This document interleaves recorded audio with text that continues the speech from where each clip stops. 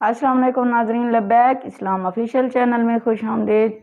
ناظرین اکرام، آج کا ہمارا ٹاپک ہے حضرت عمر رضی اللہ عنہ کا اسلام قبول کرنے کا واقعہ، حصہ اول۔ ناظرین اکرام، اپنا ٹاپک شروع کرنے سے پہلے میری آپ سے گزارش ہے کہ میرے چینل کو سبسکرائب کریں، فالو کریں اور گھنٹی کے بٹن کو پریس کریں۔ شروع کرتے ہیں آج کا ٹاپک۔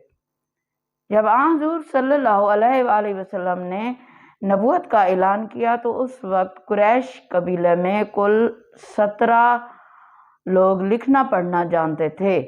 ان میں سے حضرت عمر فاروق رضی اللہ عنہ بھی تھے۔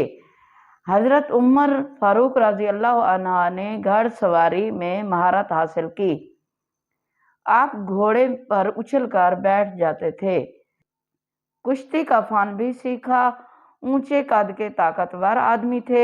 چوٹی کے کئی پہلوانوں سے مقابلے جیتے۔ شاعر نہیں تھے، اشعار پسند کرتے تھے۔ تقریر کرنے کا ڈھنگ بھی آتا تھا۔ مزاج میں غصہ اور سختی بھی تھی۔ جوان ہونے پر تجارت کا پیشہ اختیار کیا۔ نبی کریم صلی اللہ علیہ وآلہ وسلم نے نبوت کا اعلان کیا تو اس وقت حضرت عمر رضی اللہ عنہ کی عمر 27 سال تھی۔ اس وقت قریش کے بہت اونچی حیثیت کے مالک تھے۔ آپ کا شمار مکے کے معزز لوگوں میں ہوتا تھا۔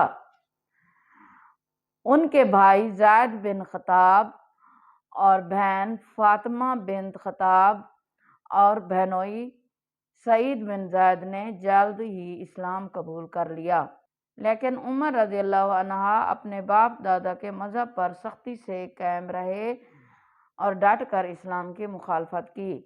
مسلمانوں کو مارتے پیٹتے تھے۔ ان کو 6 سال ہو گئے تھے، لیکن عمر رضی اللہ عنہ کسی ایک انسان کو بھی اسلام سے نہ پھیر سکے۔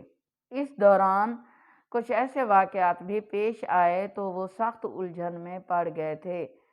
کبھی اسلام کی طرف مائل اور کبھی مسلمانوں سے نفرت کرتے کہ رسول اللہ صلی اللہ علیہ وآلہ وسلم کے متعلق کافروں نے مشہور کر دیا تھا کہ آپ جادوگر ہیں۔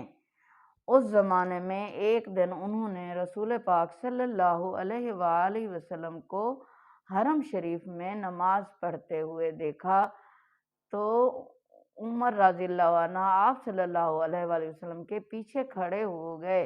اس وقت حضور صلی اللہ علیہ وآلہ وسلم قرآن پاک کی سورۃ الحاقہ کی بلند آواز میں تلاوت کر رہے تھے۔